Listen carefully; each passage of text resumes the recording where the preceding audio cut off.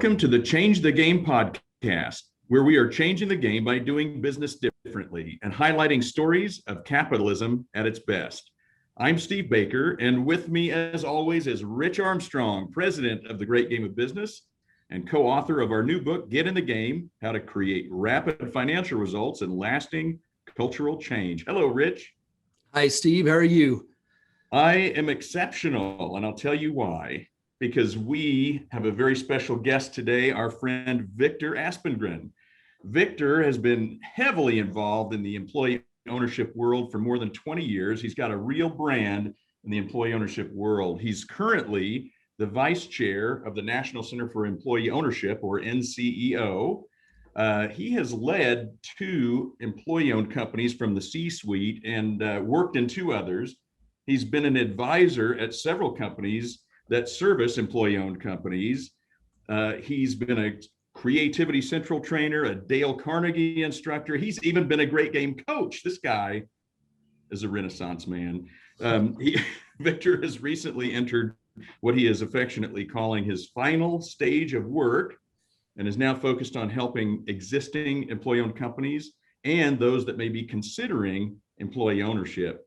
Victor's a longtime friend, as you know, Rich, and proponent of the Great Game of Business. Victor, welcome to the podcast. Happy to be here and excited for our time together. Yeah, me too. But we've talked a lot about life, you and I and Rich, at all the different conferences and meetings that we've been to together. And it sounds like a lot is new with you as you enter your next third of life. Would you tell us a little bit about what you're calling your final stage of work master plan? Well, my final stage of work master plan is to really focus on serving companies through board of directors work and then other consulting in regards to employee ownership.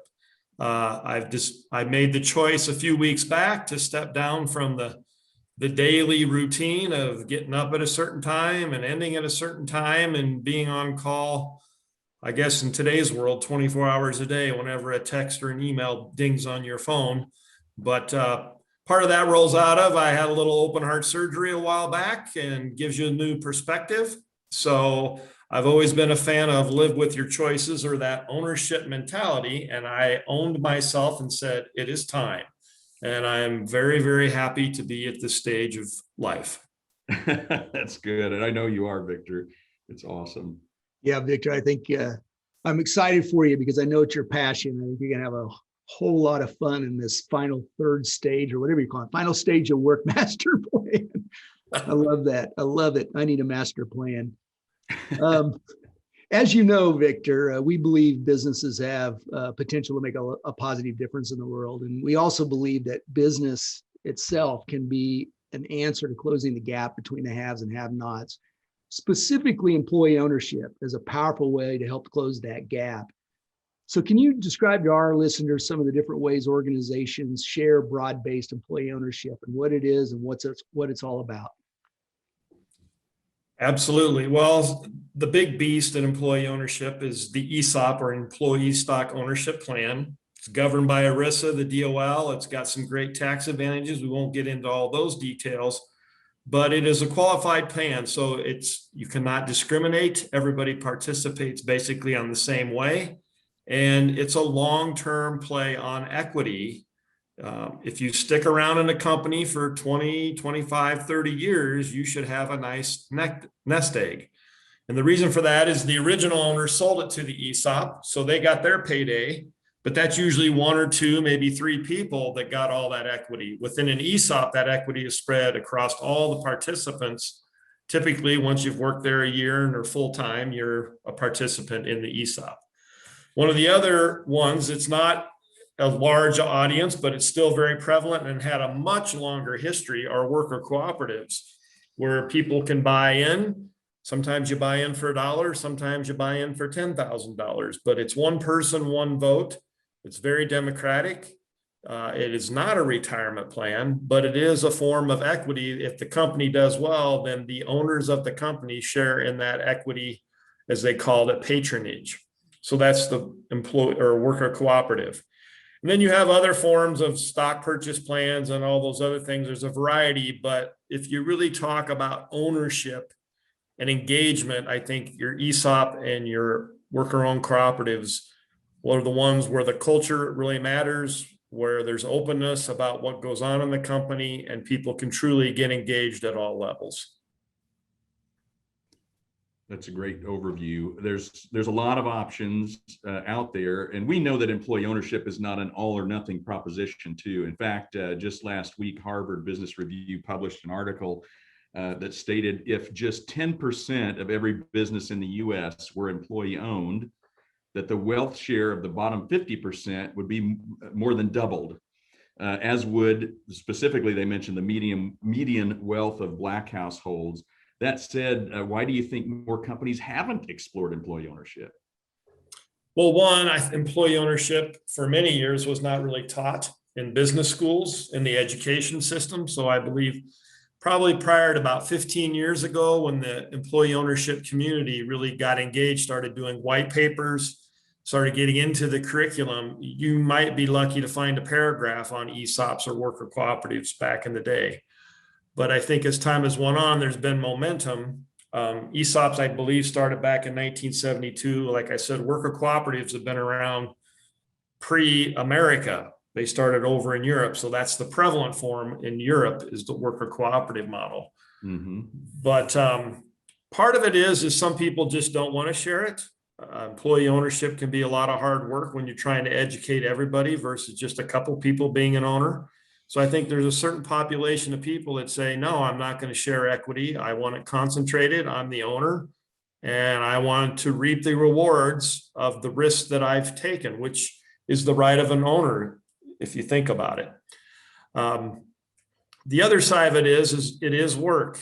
And some people, they go down the path, but then they really don't like the path because they don't realize, what does that mean? Because if you think about it, you say employee ownership is not broad. So when people do put in employee ownership, if you say how many people have ever owned a business, you're talking about a very small percentage of people. But when they create a worker cooperative or they create an ESOP, they miraculously think that everybody should know how to act like an owner. And it's like, come on, folks, think about it. You just put in the model, but you didn't teach them how to be owners. Most people have never owned a business, but it's just crazy how many people, well, just act like an owner. It's like, okay, well, you should probably teach me. Tell me what I need to know. Let me understand. What are the numbers? How does this all affect me? All the things that you would typically think when you're an owner, you should know everything. Yep. Yeah, that's it. If I do know everything, well, then maybe I can act like an owner. But if I don't ask me to act like an owner there, Mr. Boss Man. Yeah, and that can be the rub, right? With employee ownership is the same thing as we teach here, but the concept of open book management and teaching people the business. But that's another area that some entrepreneurs are not as comfortable in doing, right? Of opening up the business to their people. But as you've seen over the years and all your experience, Victor, that there's certainly been a lot of pros and cons to employee ownership. Can you share some more pros and cons? Basically, what are some of the biggest benefits that you've seen first in organizations that you've worked for, and then let's touch a little bit on some of the downsides or pitfalls. Well, I think the upside of ownership is that you are giving people the opportunity to have a voice and maybe a vote, depending again on the structure and the culture of the company. You may actually vote on certain topics or decisions, but in many cases, I think a lot of people would just like to have a voice. Most people, I think, in the US go to work and they get a paycheck, they get their benefits, but do they really feel that they have a voice in what goes on in the day-to-day or even the strategic? So it's just kind of like they're a robot. They go in, they go out, and work is just something you have to do because you need a paycheck. Ownership, I think, engages people to think about it. Not that you jump for joy when you walk through the door every morning, but you're definitely more challenged in a different way. And then obviously at the end of it, there should be some type of equity play whether it's cash in the hand, bonuses, or something, stock appreciation rights, or in the end, a retirement plan like the ESOP. But there should be a spreading of that equity that if it's not there, you're just getting a paycheck. And they the owners reap the rewards of your sweat equity because it's concentrated. In broad-based employee ownership, everybody is reaping the reward of the sweat equity, not just a very small group of people. So that's the big upside. Yeah. The downside to employee ownership, I think people talk about employee ownership, and I've just come to believe, I think I went to my first Great Game event back in 1997. And to me, it just resonated. That was before we became an ESOP or employee owned. But if you say you're going to be an owner and you're not sharing the numbers, it's like, what the heck?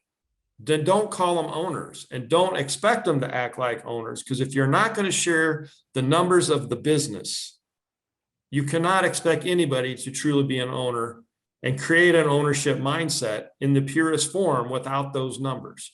Now, I know people get scared. Oh, what about wages? Or what about this? It's like, well, guess what, folks? Everybody talks about it anyways. And the problem is what they're talking about isn't accurate. So just get the elephants out in the room, figure out how to present it. You don't have to share everybody's name, but there's ways to do open book that meets every marketplace, every different culture. There's ways to work around it, but there's no reason in my mind. In fact, I've said this for many years. It should be a prerequisite before any kind of ownership is actually put in. People need to understand the numbers of the business and how they impact those numbers. And if they know that, then they understand how the benefits package rolls out. That impacts their life. If they can have flexible work time, that impacts their lives. All those things, all those rules of the business world come to light if you understand the numbers and why decisions are made the way they are in the business world. Yeah. If you don't have that, you just sit back and you have to take it. No matter what comes down, it's like, oh, well. And you have no understanding of why people are making the decisions they are. Very, very good point. Hey, just a little bit of a follow-up question. You talked a lot about like the benefits to really an employee and the benefit of the opportunity to really spread wealth further and wider than we do in typical organizations. But the audience that we may have on this podcast may be considering ESOP. So what are some of the benefits for the owner in making a transition like this than the traditional transition? Well, I think whether it's an ESOP or whether it's a worker cooperative, let's go with the kind of the emotional side of it, is I think there's a lot of business owners that feel a lot of loyalty and allegiance to their employees, that when they sell, they would like the structure to be something that is a benefit to their employees. They can sell to a private equity fund, they can sell to a strategic buyer, but then whoever owns that company can do whatever they want. With a worker cooperative or an ESOP, the business kind of stays intact. And yes, there's new leadership, but it provides a way for the people to stay there. There's less likelihood that the company's going to close the doors and get sucked up somewhere or get moved somewhere else. So I think from the emotional side, that's a big thing. There are tax advantages, depending if they're a C corporation, that they can roll it over and basically never pay tax if they don't need to monetize that money. So if they have kids or grandkids and they've made all the money they need and they just want to roll it over in the event of their passing, then there's some huge tax advantages if they're a C corporation. And then the other side of it is if they're an S corporation, well, an S corp ESOP does not pay any corporate tax. It's deferred until the participants retire, which allows the company to take care of the debt to buy out the owners, and the net impact on cash flow, assuming profitability, should be negligible. So you can buy out the owners and still run the business like you were before, because you're using those savings on tax dollars to fund all that. And the government gets its money when everybody retires. Then you'll pay the tax just like you would on any retirement money, whether it's a 401k or your personal IRA. That's when you get taxed on your ESOP dollars. In a worker cooperative, they tend to not have the retirement plans like that. They may have a 401k, but they don't have the ESOP structure. Got it. Now, sorry, Steve, just one little extra follow-up question is that, and I know this is more complicated than this, but Is there also a benefit for owners not to, if they're wanting to exit, they don't have to completely exit. They can exit over time and make it a little bit of a lengthier succession process than just saying, okay, I'm going to sell out today or sell this to a different company? Yep. So whether it's a worker cooperative or an ESOP, you could sell a minority portion of that, quote, take some chips off the table, because a lot of owners have a spouse at home saying, when are we going to start to reap the rewards of all this time, sweat, blood, and tears we put into this business? So it's a way to get some chips off the table to start enjoy it, but you don't have to leave the business. Got it. So in many cases, people take a chunk, maybe 25 or 30%. Then they might do another one up to 45. And then the big one is when they go to majority, most employee-owned companies tend to go to that 100%. There are some out there that may stay 70 or 80%, which is fine. There's just some unique dynamics around that. But a lot of them, once you go majority, the owners tend to just go the 100%. And they can still stay and be the CEO or president or salesperson or whatever. They can still be involved in the company. It's just that they don't own it anymore.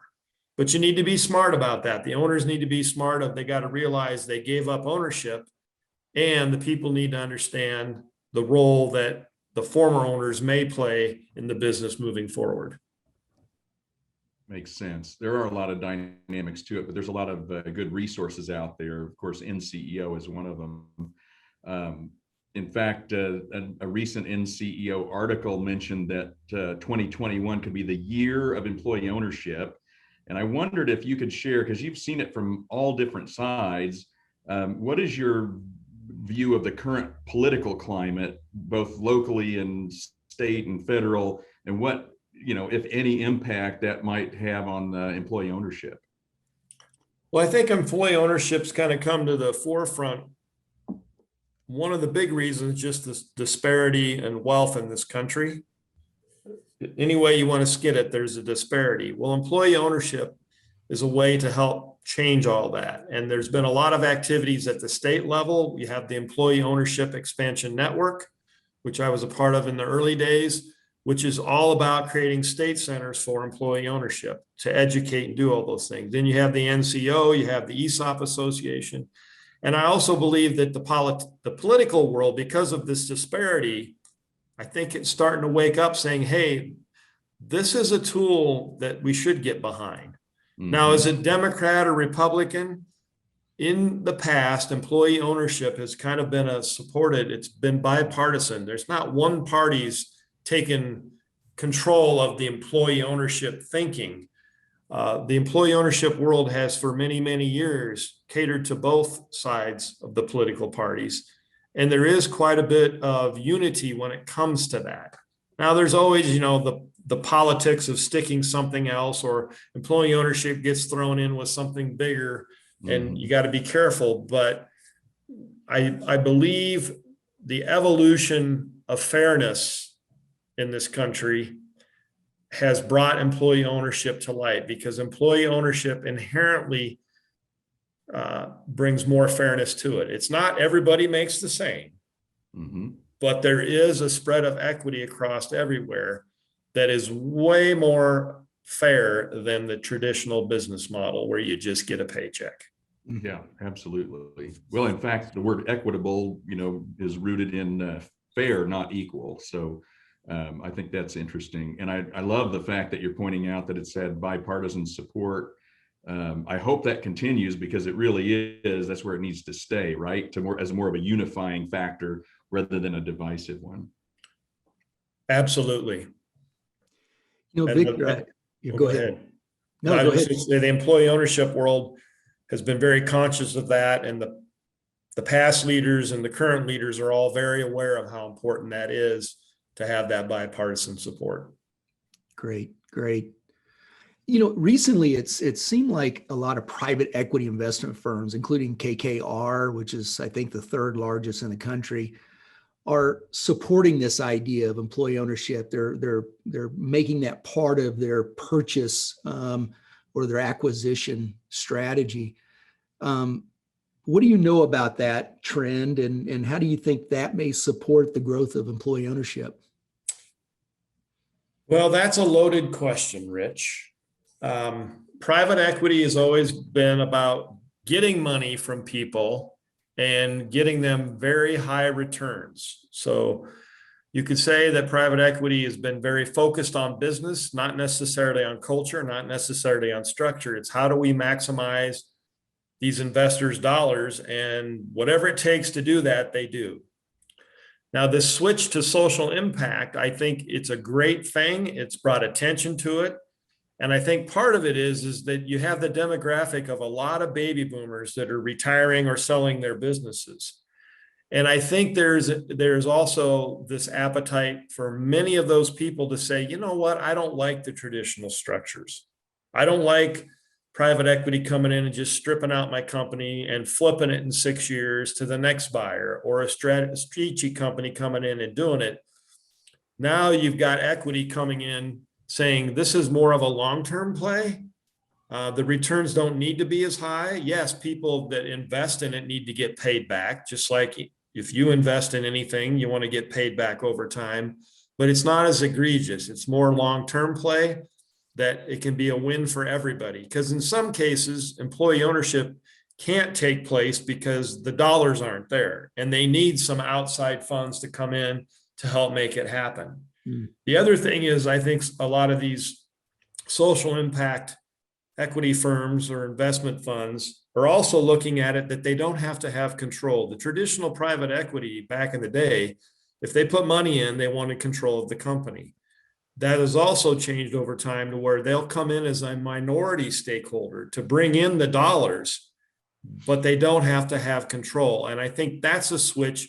And that also gives people a different flavor for how those people can come in. They're still going to want a position on the board. They're still going to have a position of influence because they want to give input because they have money on the table.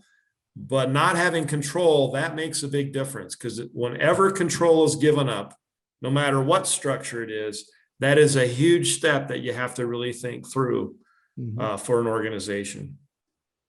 Well, giving up full and total control is a big prerequisite just to play the great game of business, right? It's like, wow, could I actually trust people to do the right thing? Well, I mean, you guys have seen it out there. Trust is a number one driver of return on investment. High trust organizations and cultures do more. And if you're going to have a bunch of owners, you better have trust. If you don't have trust, you're not going to have ownership thinking. You're not going to have as high of returns. But trust is a very difficult thing. And I'll just give you the quick analogy that I've said for years is, how many times can you violate the trust with your spouse or your significant other or your kids at home? And I ask that question a lot. And most people say, zero, maybe once. And then I say, what the problem is we go into the business world and we butcher trust like it's toilet paper. I mean, we violate it all the time. And it's not just about telling the truth. It's about having the hard conversations. And if you think about it, you have very hard conversations at home to honor the trust with your family and your relationships. But we come to business and then we just want to shirk it off, and we don't want to have the hard conversations. We don't want to do it. And then we wonder why there isn't trust. Trust is built in the tough times and in the good times. So if we honored trust in business like we would at home, I think we would have a lot more ownership in companies. Ironically, we spend more time at work than we do at home anyway. So, wow, that's a mind blower right there. Amen. So, yeah, no kidding. Victor, you mentioned it. The silver tsunami is on its way, right? 75% of small businesses will change hands in the next decade as all of these lovely baby boomers retire from the workforce. And I'm kind of curious, how can we make it more attractive? What can be done to bring employee ownership, including ESOPs, to the forefront as an option for their exit? Well, I think the employee ownership world's been educating for a while. Like I said, the education system now, there's a lot more of that. Employee ownership is part of the business curriculum. To the local state centers, the grassroots efforts, and just people talking about it. I could say even 10 years ago, you bring up ESOP or worker cooperative, people look at it and go, what are you talking about? And just the acceleration in the last 10 years, people go, oh yeah, I've heard about it. Now they may not know the details, but at least they've heard about it. And I think events, podcasts like these, webinars, any opportunity for somebody to at least break the ice and say, have you ever considered employee ownership? I think that's the best way. Now, can we take out ads in the Wall Street Journal and the New York Times and be on the front page to say everybody should consider it? Well, yeah, if you want to pay a lot of money, but I think we're getting there. And part of this is the timing of people. Sometimes they can plan it out because going to employee ownership takes a little bit longer. Yeah. And if there's an event or if there's a health reason and there's urgency, then the traditional models are probably going to win because it's quicker. But selling any business is not an easy process. Employee ownership just has a few more twists and turns, but in the end, you get a better result. And it sounds like it's a really good fit for people who have a heart for their people, as you've pointed out. And I love that for small and mid-sized businesses who really care. We've seen that, all three of us have worked with companies who, when you have that first on-site meeting and you're just sitting with the owners of the business and they go, I just want to see my people go to the next level, or I want them to be the best they can possibly be. That's a pretty inspiring thing to see. Well, it is for the individuals, but the other side of this is also big time for smaller communities. I mean, you think about it. I mean, my first ESOP, 120 employees in a community of 800. If you don't think that business was important to the community, it was. So employee ownership makes businesses a lot more sticky to the local community, which impacts a lot of other people. So employee ownership is not just the workers. It's also the community and the regions. It's a way to make them more sticky, because when they get bought up by big companies, they just close the doors and move them away and take the product and take the intellectual property and everything, and they move it somewhere else. Right. This keeps it more local. And that is something that I think a lot of people don't think about. They go, oh, employee ownership with that, but it's also the community. And if you're an owner, wouldn't you like to be able to walk down the street or go to church without everybody looking at you and giving you the evil darts of, yeah, you're the one that sold to those people and they closed it, which started the downhill slide for our whole community, because it does happen. Awesome. Oh, interesting. Well, when you're talking about that, Victor, it reminds me there's a lot of alignment between the potential growth of employee ownership and Great Game's big, hairy, audacious goal of transforming 10 million lives in 10 years. And what we mean by transformation is giving employees that opportunity that you've described so well in this podcast to be part of the business, to understand the business, to create wealth from the business, and then to potentially trickle that out to the entire community. How can the listeners help with this? How can they help us do this and move this forward? The idea of employee ownership, or just the idea of connecting people more to the business where they have more opportunities than they ever could imagine? What can the listeners do to help move that forward? Well, I think, like I said earlier, I'm a strong believer that open book management should be a prerequisite if anybody's going to consider employee ownership. Because if you're the owner of a company, you want to sell your company for as much as you can get. That's why you created the business, right? Well, if you say, I want to get as much as I can get, well, if you unleash the power of all the employees understanding the business and let them help you grow the value, along with let them share in some of the success of that through bonus plans. It may not be employee ownership, but it's a step towards you start to share it. That pie becomes bigger. If a company's worth 5 million and your employees can help you get it to 10 million, what do you care about giving away $500,000 in bonuses over the time, which is a big deal to people that they didn't have before, because they're helping you drive the value. And in the end, if it is employee ownership, then they're getting a company that's even more valuable when they're going to start sharing in that pie down the road. So open book management, to me, helps the individuals. It can help the current owners of the business. And it also sets it up that you have better success when you truly become employee owned. Because the thing about open book management and the thing about employee ownership does not miraculously make a business successful. And I've said it a gazillion times, bad business, bad ESOP, bad business, bad worker cooperative. So all the great things of employee ownership, in the words of Kim Jordan at New Belgium Brewery, you can be as groovy as you want to, but if you take your eye off the ball of business, then it doesn't matter because all that goes away because the business can't survive. Open book management teaches everybody in the organization of what it takes for the company, not just to survive, but to thrive. Mhm. And I think that's where, if it is an employee ownership, because that's a big leap, well, then take the next best step, which is start practicing open book management. Use the great game methodology to crack that open, and that will make the transition to employee ownership that much easier. And the people will appreciate what ownership means because now they understand the business. And I can tell you this from my firsthand experience. In that first company I was in, privately held, did not share one number with anybody in the company other than the quote management team. We became an ESOP. The ESOP did nothing. It really didn't do anything. It wasn't until we did open book management and started to teach them the business that it all started to connect, because the whole concept of equity and how you build equity made no sense to them. Even though we were employee owned, it's like, oh, you should be happy. You're going to get all this. Well, okay, how do I get it? I don't understand it. Well, if we would have been doing open book prior to that, they would have connected those dots way quicker and we would have accelerated the performance of that company.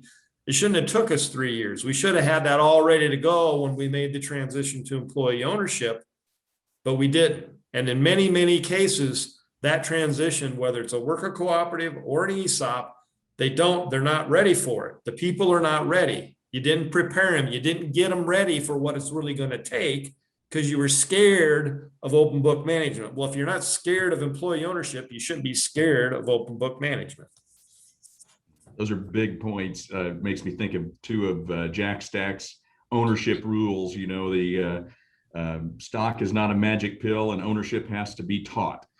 So not only do you have to get people ready, but then you're always going to be hiring people. So you never get to stop teaching. That's a big takeaway, I think. Victor, we always like to ask a weird question to wrap up the podcast by asking this question. What's the one question we should be asking you? What's the one question you should be asking me? Yes. I considered asking you what kind of tree you wanted to be, but I think that's copyrighted by Barbara Walters.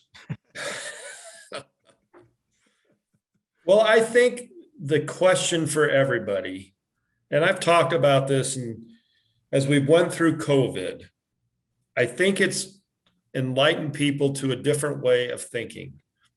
So everybody, there might be somebody that might still be alive, but maybe they were just born when the Spanish flu hit, and that was the last real true worldwide pandemic, where millions and millions of people died.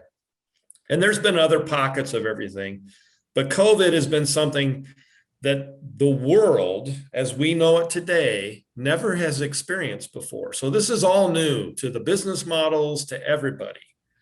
And I think as I look at all of this, if you boil it down, we work, we play, we have families, we are born and we pass away. And I think COVID has pushed people to face mortality because it was in front of everybody's face. Mm-hmm. It wasn't, it happened in my 50s or the random case where a child gets ill or whatever. It forced societies, not just the US, everywhere, to face the fact you could pass away tomorrow if you get COVID. Mm-hmm.